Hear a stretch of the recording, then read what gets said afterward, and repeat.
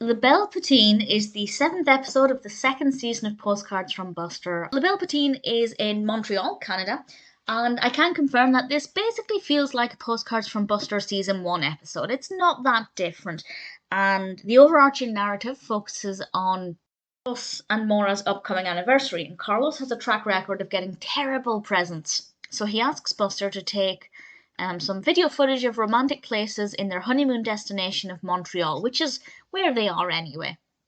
And Buster agrees to do this, and we see him exploring various aspects of life in Montreal. And yeah, we didn't really get that many shots of street scenes and things. There were a couple, but I'd expected more.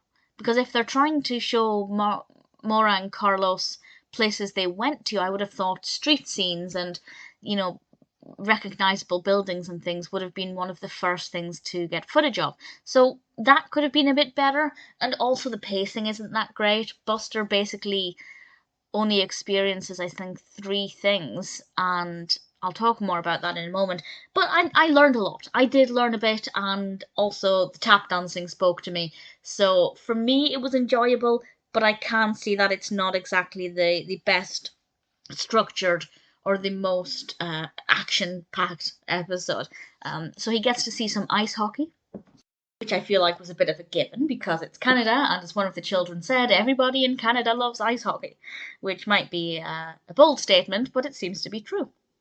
And then we're in a restaurant, and the children are ordering in French, which is obviously a lot of Canada is French speaking, so that's something that Buster had some anxiety about, but he managed to get through, and people were ordering something called poutine, which I think sounds delicious. It's chips or fries with cheese and a kind of gravy, and that genuinely sounds like a Saturday night takeaway order from a local chip shop here. It sounds delicious.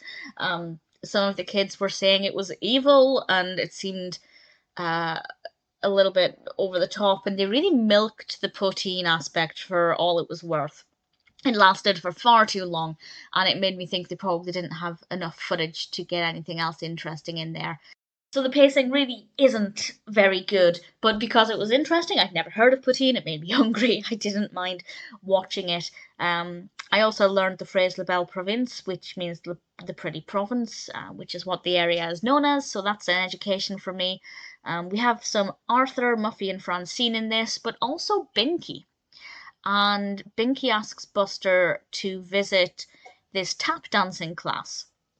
And this brilliant tap dancing instructor, unfortunately, I'm an idiot and didn't write down her name, but she's a very well known tap dancing instructor. And Buster goes there to try and get some ideas for Binky for his dance performance. And I will say, again, it lasted too long. Buster in the first season, Buster did activity after activity after activity. There was so much going on. This one's a lot slower.